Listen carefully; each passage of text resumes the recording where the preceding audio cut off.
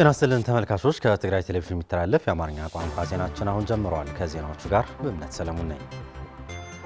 የትግራይ ጊዜያዊ አስተዳደር ፕሬዝዳንት ታደሰ ወረደ የአዲግራት ዩኒቨርሲቲ በጄኖሳይዳዊ ጦርነት ከፍተኛ ጉዳትና ውድመት ቢደርስበትም ዩኒቨርሲቲው አሁን በተለይም ዘመናዊ ቴክኖሎጂን በማስተዋወቅ ረገድ ተስፋ ሰጪና አበረታች ስራ እየሰራ ነው ሲሉ ተናገሩ። ፕሬዝዳንቱ ይህንን ያሉትም ከዩኒቨርሲቲው ከፍተኛ አመራሮች ጋር በዩኒቨርሲቲው እየተሰሩ ያሉ የተለያዩ ስራዎች ጉብኝት ባደረጉበት ወቅት ነው። ታደሰ ልጅ ዓለም ተመልክቶታል። የትግራይ ጊዜያዊ አስተዳደር ፕሬዝዳንት ታደሰ ወረደና የጊዜያዊ አስተዳደር ከፍተኛ አመራሮችን ጨምሮ በአዲግራት ዩኒቨርሲቲ የተሰሩ የተለያዩ ስራዎች ጉብኝት አድርገዋል። የትግራይ ጊዜያዊ አስተዳደር ፕሬዝዳንት ታደሰ ወረደም የአዲግራት ዩኒቨርሲቲ በጄኖሳይዳዊ ጦርነት ከፍተኛ ጉዳትና ውድመት የደረሰበት ቢሆንም ነገር ግን የአዲግራት ዩኒቨርሲቲ አሁን እየሰራው ባለው ስራ በተለይም ዘመናዊ ቴክኖሎጂን በማስተዋወቅ በዩኒቨርሲቲው አጠቃላይ ሆስፒታል ለማህበረሰቡ የሚሰጣቸው አገልግሎት በእንስሳትና በዶሮ እርባታ ረገድ ተስፋ ሰጪና አበረታች ስራ እየሰራ ነው ብለዋል። ጦርነት ፈጠሮ ሳዕቤን አብሰሞት ገለመለ ጥራ ዘይኮን ሰብ ትካላቱን ዘይኮነ ካብቶም ዕላማ ኮነ ተባይለን ዝዓነወት ብዙሕ ዕንወት ተፈጸመለን ብዙሕ ጥቃት ተፈጸመለን ድማ ሓንቲ ዓዲግራት ዩኒቨርሲቲ አዲግራት ዩኒቨርሲቲ በጦርነቱ ከባድ ውድመትና ኪሳራ ከደረሰባቸው ተቋማት አንድ ነው። ሆን ተብሎ ብዙ ውድመት ከተፈጸመባቸውና ጥቃት ከደረሳቸው አንዱ አዲግራት ዩኒቨርሲቲ ነው። ከውድመቱ ቶሎ በማገገም ዩኒቨርሲቲው ወደ ነበረበት ለመመለስ የሰራችሁት ስራ የሚደነቅ ነው። አሁንም የተለያዩ ስራዎች እየሰራችሁ ነው። አዳዲስ ቴክኖሎጂ በማስገባት ረገድ ያየ ነው። በትላልቅ ነገር ነው እየመጣችሁት ያላችሁት። ይህ የሚመሰገን ነው። ስራችሁም የሚታይ ነው አግኝቼዋለሁ። ለማህበረሰቡ የምትሰጡት አገልግሎትም የሚበረታታ ነው። የአዲግራት ዩኒቨርሲቲ ከትግራይ ካሉ ዩኒቨርሲቲዎች አንዱ ነው። ይህም ልንጠቀምበትና ልንንከባከበው ይገባል። ፕሬዝዳንቱ አክሎም የትግራይ ብቸኛ መፍትሄ በትምህርት መስራት እንደሆነና የትግራይ ወደፊት ተስፋ እንደ አዲግራት ዩኒቨርሲቲ ያሉ የእውቀት ማዕከላትን ማጠናከር እንደሆነም ተናግረዋል። በዩኒቨርሲቲ ውስጥ ያሉት አመራሮች ጠንክረው የሚሰሩና ታታሪዎች ናቸው ያሉት ፕሬዝዳንቱ የተሻለ ስራ ለመስራትና ከታች ያሉት አካላት ተጠቃሚና ኃላፊነት የሚሰማቸው ለማድረግ መስራት መቀጠል አለባችሁ ሲሉም አክለዋል። የአዲግራት ዩኒቨርሲቲ ወጣቶችን ወደ አመራር ለማምጣት ያለው ፍላጎት ለለውጡ ያለውን ፍላጎት እንደማሳያም የሚወሰድ ነው ሲሉም ፕሬዝዳንቱ አክለዋል።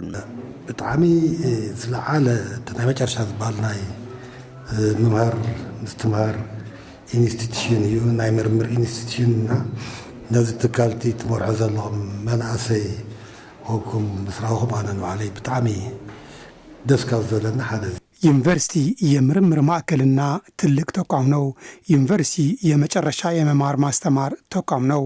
ይህንን ተቋም የምትመሩት ወጣቶች መሆናችሁ ሳይ በጣም ደስ ብሎኛል። ዩኒቨርሲቲው በወጣቶች መመራቱ ለለውጥ ያለው ፍላጎት ማሳያ ነው። ለዛም ነው ደግሞ የተለያዩ ስራዎች እየተሰሩ ያሉት። የትግራይ ጤና ቢሮ ኃላፊ ዶክተር አማኑኤል ኃይለም የአዲግራት ዩኒቨርሲቲ በአስቸጋሪ ሁኔታ ሆኖም ለማህበረሰቡ የሚሰጠው የተሻለ አገልግሎት ሊበረታታ ይገባል ያሉት ሲሆን የትግራይ ጤና ቢሮም ከዩኒቨርሲቲው ጎን በመሆን አስፈላጊውን ሁሉ ድጋፍ እንደሚያደርግም ገልጸዋል። ግልጋሎት ለህዝብ ማህብ ስለጀመረ ናይ መጥባሕቲ ግልጋሎታት ብዓብዩ ድማ ከበድቲ ናይ ጥዕና ጸገም ዘለዎም ሕንጠያት ህፃውንትን ዓበይትን የአዲግራት ዩኒቨርሲቲ ከጤና ውጭ እየሰራ ያለው ስራ በጣም ጥሩ ነው። በርቱ። በዚህ አስቸጋሪ ሁኔታ ሆነ እንደዚህ አይነት ስራ መስራት የሚበረታታ ነው። ለህዝባችንም ትልቅ ተስፋ የሚፈጥር ነው። በተለይም የአዲግራት ዩኒቨርሲቲ ኮምፕሬሄንሲቭ ስፔሻላይዝድ ሆስፒታል የቀዶ ሕክምና አገልግሎት፣ ከባድ የህፃናትና ሌሎች የሕክምና አገልግሎቶች ወደ ሌላ ከተማ ሄደው ላልተፈለገ ወጪና እንግልት ከሚዳረጉ በአካባቢያቸው አገልግሎት እንዲያገኙ ማድረግ ቀላል ነገር አይደለም። የአዲግራት ዩኒቨርሲቲ ፕሬዝዳንት ዶክተር ገብረ ሚካኤል ወልደ ገብርኤል በበኩላቸው የጀመሩ ስራዎች ተጠናክረው ይቀጥላሉ ያሉ ሲሆን የተቀሩ ስራዎች ደግሞ ወደ ስራ እንደሚገቡና ለማህበረሰቡ የሚሰጡ አገልግሎቶችም ተጠናክረው የሚቀጥሉ ይሆናሉ ብለዋል። ማህበረሰብ አገልግሎት ለቲ አካባቢ ካዘለ ማህበረሰብ ምሕጋዝ እዩ። ስለዚህ ኣብዝላ ምስ ማህበረሰብ ሓቢርና ንሰርሕ ዘለና ካብኣቶም ሓደ ብጥዕና ዘርፍ ምስና ከማህበረሰብ ሰርሐለና። በአዲግራት ዩኒቨርሲቲ ከ9,000 በላይ ተማሪዎች አሉን። የመማር ማስተማር ሂደቱም በጣም ጥሩ ነው። ለአካባቢያችን ላለው ማህበረሰብ የተለያዩ አገልግሎቶች እየሰጠን እንገኛለን። ለምሳሌ በጤና በዲጂታል ኢንተርኔት ለትምህርት ቤቶች እንዲጠቀሙ እያደረግን ነው። የእንስሳት የላም የወተትና የዶሮ እርባታ ስራዎችም አሉን። የተለያዩ አበይት ፕሮጀክቶች ይዘን እየሰራንና እየተንቀሳቀስን እንገኛለን። ሆስፒታል በነዳጅና በመድኃኒት እጥረት ምክንያት ችግር እያጋጠመው መሆኑን ተገለጸ። የትግራይ ጊዜያዊ አስተዳደር ፕሬዝዳንት ሌተናል ጀነራል ታደሰ ወረደ በአዲግራት ኮምፕሬሄንሲቭ ስፔሻላይዝድ ሆስፒታል ያሉ እንቅስቃሴዎችን በተመለከተ ጉብኝት አካሂደዋል። ብርቱካን ጌታዬ አዲግራት ሆስፒታል በነዳጅና በመድኃኒት እጥረት ምክንያት ችግር እያጋጠመ መሆኑ ተገለጸ።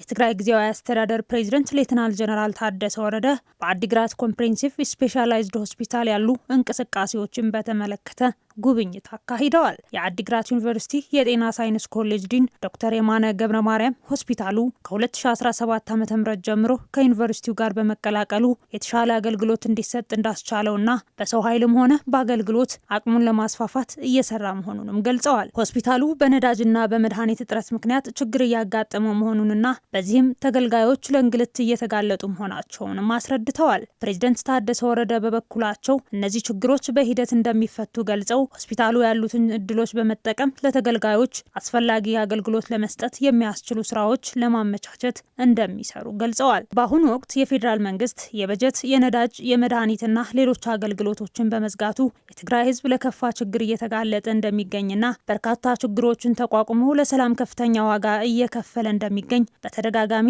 ድምፁ እያሰማ ይገኛል። በተመሳሳይ የአዲግራት ዩኒቨርሲቲ በምርምር ስራዎችና በማህበራዊ አገልግሎቶች ትኩረት በመስጠት እየሰራ መሆኑንና በተለይም ስራዎቹን በቴክኖሎጂ ለማዘመን እየሰራ እንደሚገኝም የዩኒቨርሲቲው ፕሬዝዳንት ዶክተር ገብረ ሚካኤል ወልደ ገብርኤል ገልጸዋል። የቃላሚኖ ሁለተኛ ደረጃ ተማሪ የሆነችው ሰምሃል ጌታቸው የ2030 የአሜሪካ ትምህርት ዕድል አሸናፊ ሆነች።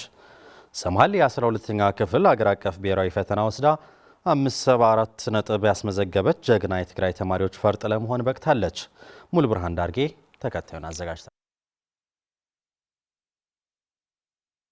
በትግራይ በነበረው ጦርነት የትምህርት ዘርፉ ከፍተኛ ውድመት እንደደረሰበት የሚታወስ ሲሆን ይህንን ሳያገግም አሁን ደግሞ በትግራይ በተፈጠረው የደሞዝ ትራንስፖርትና ነዳጅ ክልከላ ምክንያት በመማር ማስተማር ሂደቱ ላይ ከፍተኛ መስተጓጎልን እያስከተለ እንደሚገኝ እንዲሁም ድርጊቱ የትግራይ ሕጻናትን ለድንቁርና የሚያጋልጥ መሆኑን ከቀናት በፊት በተካሄደው የተማሪዎችና መምህራን ሰላማዊ ሰልፍ ተገኝተው የገለጹት የትግራይ ትምህርት ቢሮ ኃላፊ ዶክተር ኪሮስ ጉዕሽና የትግራይ ጊዜያዊ አስተዳደር ምክትል ፕሬዚዳንት አቶ አማኑኤል አሰፋ ናቸው። ይህንን ችግር በመቋቋም የላቀ ውጤት በማስመዝገብ ሀገራቸውንና ህዝባቸውን እያስጠሩ ከሚገኙ ጉምቱ ተማሪዎች መካከል የቀላሚኖ ሁለተኛ ደረጃ ትምህርት ቤት ተማሪ የሆነችው ተማሪት ሰምሃል ጌታቸው ተጠቃሽ ነች። ሰምሃል ጌታቸው የ12ኛ ክፍል አገር አቀፍ ብሔራዊ ፈተና ተፈትና 574 ነጥብ በማምጣት በአሜሪካ በሚገኘው ዊሊያምስ ኮሌጅ በአውሮፓውያኑ አቆጣጠር ከ2030 ጀምሮ መማር የሚያስችላትን ውጤት አስመዝግባለች። በመሆኑም ኮሌጁ በላከው የቅበላ ደብዳቤ ለመማር ካመለከቱ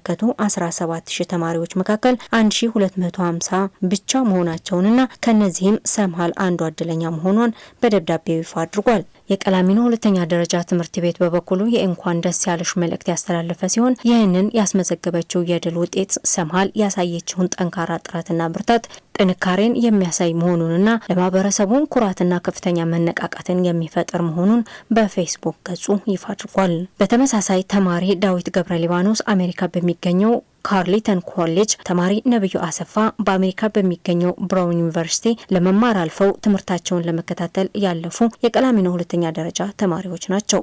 ቀላሚኖ ትምህርት ቤትም በመጪው ዓለም አቀፋዊ ጉዟቸው ሙሉ ስኬትና ድል እንዲሆንላቸው መልካም ምኞቱን ገልጿል። ከውጭ በሱዳን በብሉ ናይል ክልል የምትገኝ አልኩርምርክ ከተማ ላይ ከተፈጸመ ጥቃት በኋላ ከ73000 በላይ ሰዎች ከከተማው ሸሽተው መፈናቀላቸውን ተገለጸ። ከጥቃቱ የሚሸሹት አብዛኞቹ ሴቶችና ሕፃናት እንደሆኑና ሁኔታውን እጅግ ከባድ መሆኑንም ተገልጿል። ሰለሞን አስመላሽ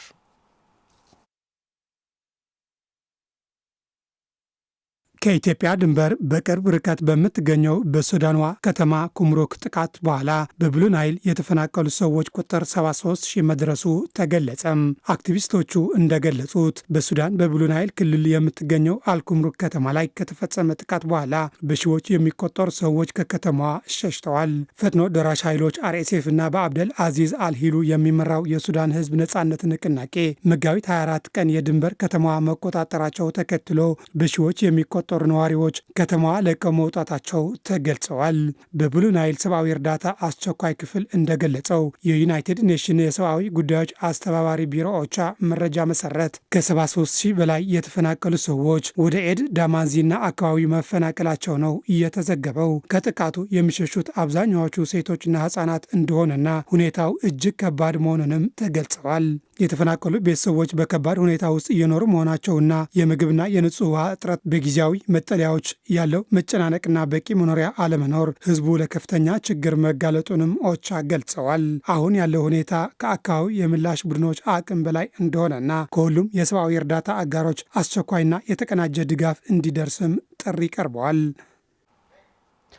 የየመኑ ሁቲ አማጽያን በኢራን ላይ የሚሰነዘር ጥቃት ካልቆመ ወደ ቀጥታ ጦርነት እንደሚገቡ ካስጠነቀቁ ከጥቂት ሰዓታት በኋላ ከየመን አቅጣጫ የተተኮሰ ሚሳኤል መለየቱን የእስራኤል መከላከያ ሰራዊት አስታወቀ። ሁቲዎች የዓለምን የነዳጅ አቅርቦት 25 በመቶ የሚሸፍነውን የባብ አልመንደብ ሰርጥን በመዝጋት ዓለም አቀፍ ንግድን ለማስተጓጎል መዛታቸውም ይታወሳል። አሁንም ሰለሞን አስመላሽ Yemeni armed forces regarding the immediate intervention in support of the Islamic Republic of Iran. የየመኑ ሁቲ አማጽያን በኢራን ላይ የሚሰነዝረው ጥቃት ካልቆመ ወደ ቀጥታ ጦርነት እንደሚገቡ ካስጠነቀቁ ከጥቂት ሰዓታት በኋላ ከየመን አቅጣጫ የተተኮሰ ሚሳኤል መለየቱን የእስራኤል መከላከያ ሰራዊት አስታወቀም። የእስራኤል መከላከያ ሰራዊት እንዳለው ከሆነ የሀገሪቱ የአየር መከላከያ ስርዓቶች ሚሳኤሉን በአየር ላይ ለማክሸፍ ጥረት እያደረጉ ሲሆን ህዝቡም አስፈላጊው ጥንቃቄ እንዲያደርግ ማስጠንቀቂያ ተሰጥተዋል። ይህ ወታደራዊ እንቅስቃሴ የተሰማው ሁቲዎች ወደ ጦርነት በቀጥታ ለመግባት ጣታችን ላይ ነው ሲሉ ማስጠንቀቂያ ከሰጡ በኋላ ነው። በተጨማሪም ሁቲዎች የዓለማችን የነዳጅ አቅርቦት 25 በመቶ የሚሸፍነውን የባብ አልመንድብ ሰርጥን በመዝጋት ዓለም አቀፍ ንግድን ለማስተጓጎል መዛታቸው ይታወሳል። የኢኮኖሚ ባለሙያዎች ይህ ዛቻ ወደ ተግባር ከተቀየረ የዓለምን የነዳጅ ገበያ ይበልጥ ሊያናውጥና ከፍተኛ የዋጋ ንረት ሊያስከትል እንደሚችል ስጋታቸው እየገለጹ ይገኛሉ። በኢራን የሚደገፉት ሁቲዎች ባለፈው አንድ ወር እጃቸውን ሰብስበው የተቀመጡበት የመካከለኛው ምስራቅ ጦርነት በዛሬው ዕለት መቀላቀላቸውና ወደ እስራኤል ሚሳኤል ማስወንጨፋቸው ራሳቸውንም አረጋግጠዋል። በታቻም ሃውስ የምርምር ባለደረባ የሆኑት ፋሪያ አል ሙስሊም በሌላኛው ወሳኝ ዓለም አቀፍ የንግድ መስመር ላይ የተቀመጡት ሁቲዎች በኢራን ጦርነት ውስጥ መሳተፋቸው ትልቅ ትርጉም እንዳለው ተናግረዋል። ኢራን የሆርሙዝ ወሽመጥን ሙሉ በሙሉ ለመዝጋት እየዛተች ባለችበት በዚሁ ጊዜ ሁቲዎች የቀይ ባህር ጉዞ የሚያግዱ ከሆነ ምን ሊፈጠር እንደሚችል ለባለሙያዎች ጥያቄ ቀርቦላቸው አስፈሪ ነው፣ አሁንም አስፈሪ ቅዠት ውስጥ ነው ያለ ነው፣ ይህ ደግሞ ከቅዠቶች ሁሉ የከፋ ነው ሲሉም ገልጸውታል። የጋዛ ጦርነት ከተጀመረ በኋላ ሁቲዎች በቀይ ባህር የሚያልፉ መርከቦችን ሲያጠቁና ወደ እስራኤል ሚሳኤሎች ሲተኩሱም ነበር። ሁቲዎች በባህር መስመሩ የሚያልፉ የንግድ መርከቦች በድሮን እና በሚሳኤል ሲያጠቁም ነበር።